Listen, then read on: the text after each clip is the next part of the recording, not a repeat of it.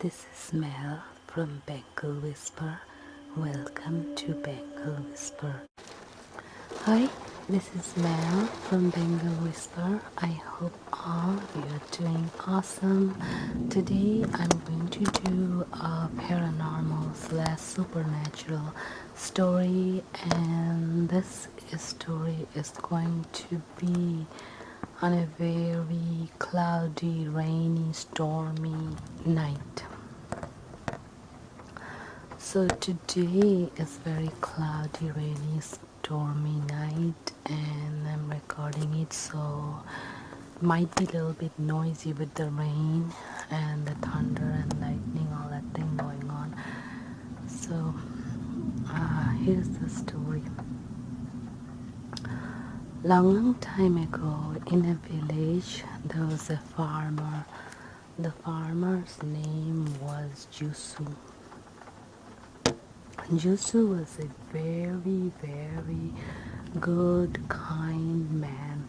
His heart was very, very good, even though he was very poor, but he was very kind-hearted man.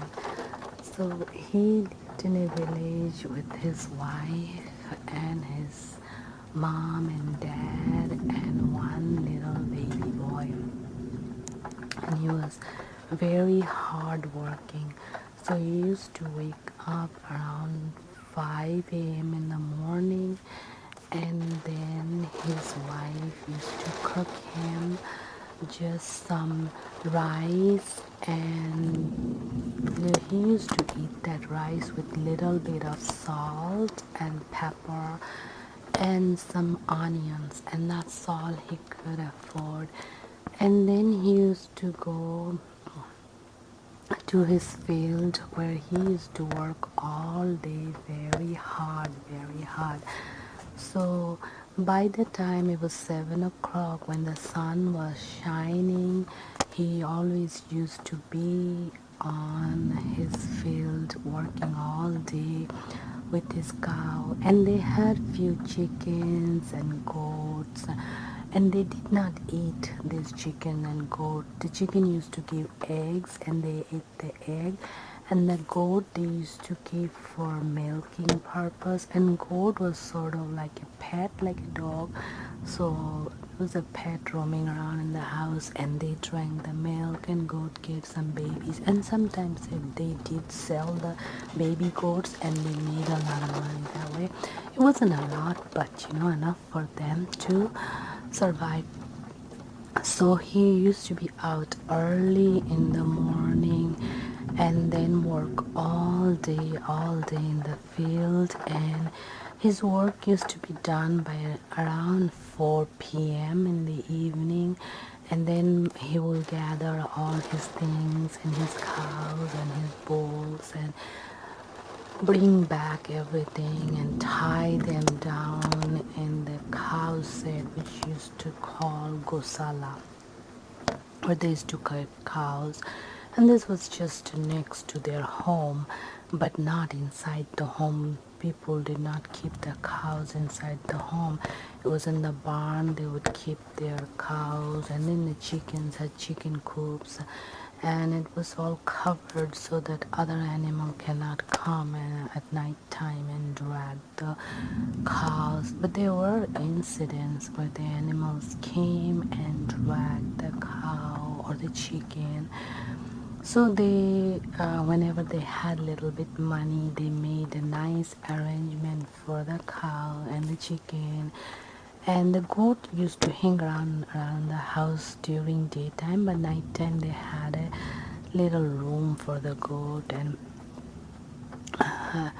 Yusu's wife, Muno, she did not like the goats hanging around the house because goats used to give out a weird smell. So Munu preferred the goats to just be in their own place, in their own little house.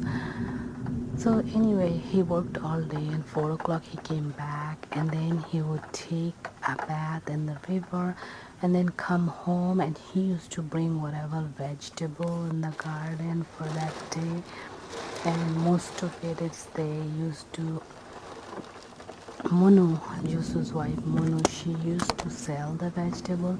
So when Yusu went to do the farming and grow things in the midday, around midday, Munu will go and collect all the vegetables. And the evening there used to be market because during daytime it's very hot, so people couldn't get out. So market would be either early morning from 6 7 o'clock till 10 o'clock, or in the evening like 4 p.m. till 10 p.m.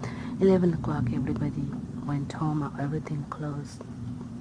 So she would just sell them around the evening time, sometimes morning time, whenever she had.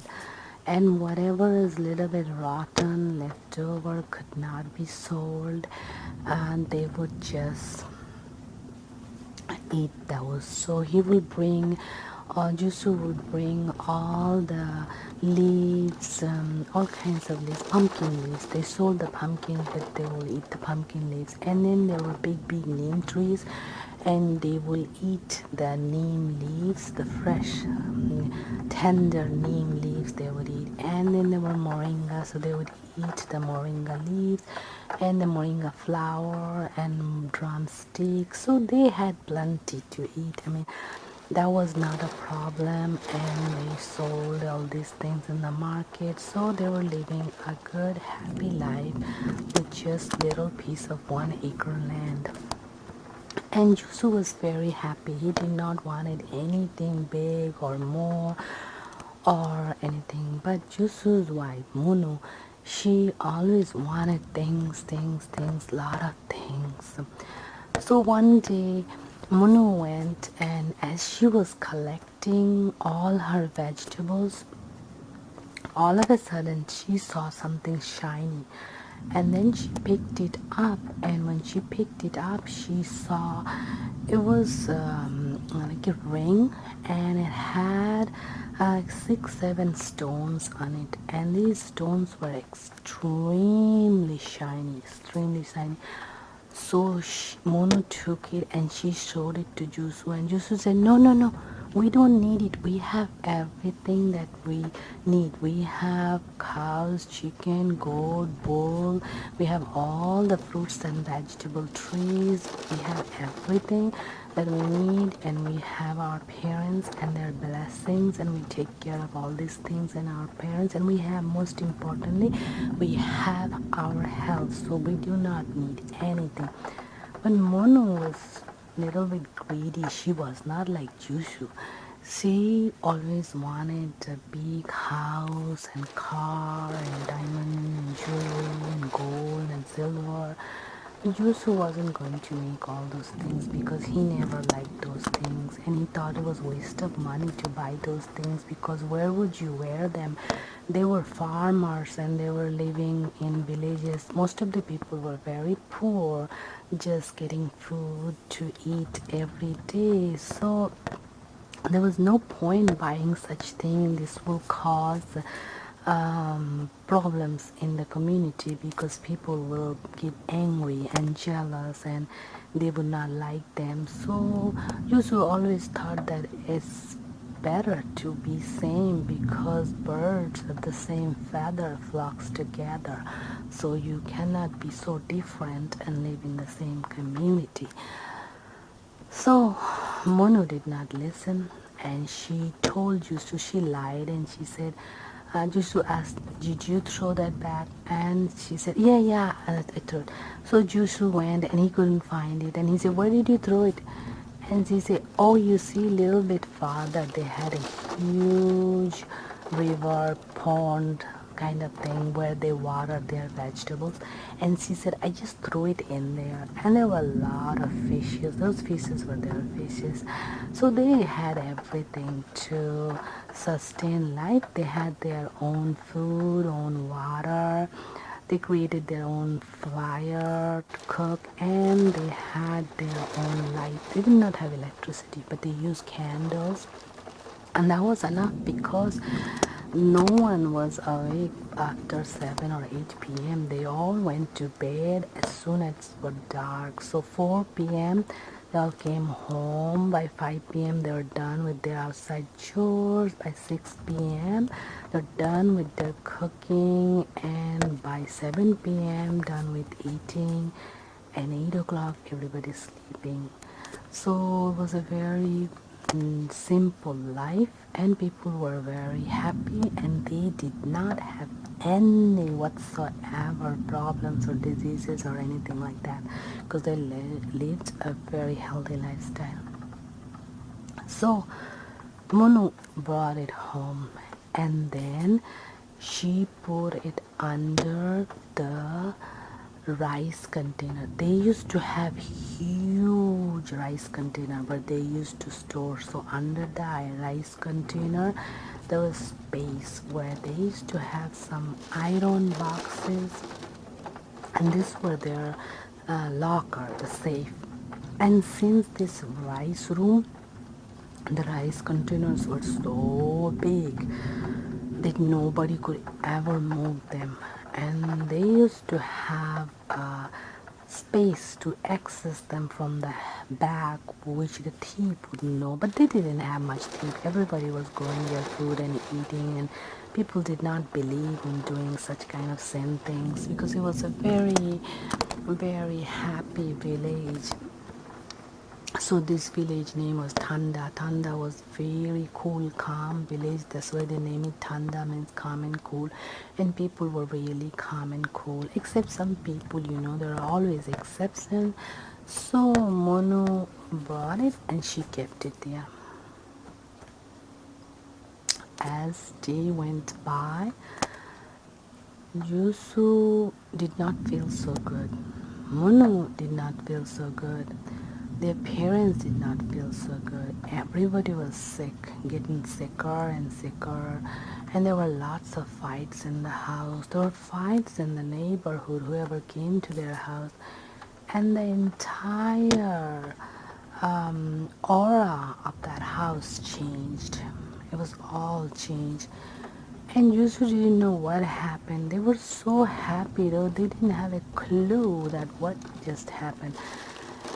Anyway, so Joshua had to work, so he had to drag his sick body to work, and he didn't know what to do. He was so getting sicker, and Joshua and Mono constantly fighting. Before, they never fought. They were the happiest couple, but they couldn't even stand each other's side. But there was no such thing as divorce and all this, so they were just living under one roof, even with those conditions. And the parents were so sick. So first Yusu's mom died, and then few months later dad died, and their child got very, very ill. So then one they used to go to bed early, and they didn't used to wake up till morning. And since Jusu was very sick and he didn't have that much sound sleep, he would wake up many times at night. So one day it was 3 a.m. He woke up and he had to go use the outhouse, which they never had to do it. They always use it before night time, and then they went to sleep. So he told his wife that he has to go, but since they were not so friendly anymore, she became even selfish. She didn't want it to help him. She said, I'm sleepy, I'm not going, you can go. And he took a stick and dragged himself to the outhouse, which is a little bit farther from the actual home, about half a mile or so, a little less than half a mile, but a little bit walk at the end of the garden this was. So he went and he was using it, and then he came back, washed up. As he was coming, he heard somebody was roaming around and crying, and he was so shocked. Then he asked, hello, hello, who are you? Hello, mother, who are you? Saw a lady, but she was not old, she was a young lady. And she didn't answer anything. She was very beautiful, wearing very beautiful clothes, and had long, shiny, beautiful hair. and just she vanished. But when she went, is she went to the storage house where they had the rice. That's where she went. So, and then she vanished. Yushu followed her, and then she vanished. So next day, Yushu told this thing to his wife, and she didn't believe. She said, "Oh, you're getting worse day by day." So anyway, this continued, and Yusu had seen her many times. One day, Yusu was sleeping, and it's always 3 a.m. he woke up, which never happened before. And as soon as she woke up, he saw that beautiful woman standing over her head, over his head, and staring at him. And her eyes, there was something about her eyes. Eyes were so shiny and glittery. And Yusu thought, I have seen this shine and glitter somewhere. And he screamed, he said, who are you, who are you? And then she vanished, and he so told that to his wife. And she still wouldn't believe. So one day, Monu, around evening time, she went to get rice. When she went to get rice, she saw in the rice room this one beautiful lady with long, beautiful hair, beautiful, nice clothing, roaming around and crying. And then Monu asked, who are you? And then she was crying, and she said, I have lost my ring and I cannot find it. Do you know where it is? And Mono was so shocked. She said, your ring? Then she said, I found the ring in the field, and it's very shiny and beautiful, and I kept it here. So she pulled out the box from under the rice, and she showed her the ring, and she said, this is my ring. And as she took out her hands from the dress to snatch the ring, Mona was so shocked. This beautiful woman's hands were like skeleton, they were like bones. And then she grabbed the ring and put it on her finger, and then she turned like a demon kind of thing, and then she vanished. And when Mono saw that, she was so dizzy she fainted. When Mono didn't come for 30 minutes or so, Jusu got worried. He thought she went to get rice to cook, and she never came back. So he came to the room, and finally he found her, and he gave her some water, something to drink. And then when she came to her senses, she told everything. And then they went to the village. There was a priest, and they went to him and told him about everything and the ring. And then the village priest said that years back there used to be a king, and there was king's wife, queen, and she died, and she loved the ring, so they buried her with the ring on her finger, and she was very much in love with her ring. In fact, she was very much in love with all her jewelry. So when they were going to bury her, the people who were burying her, they were very greedy. They were snatching every jewelry on the way.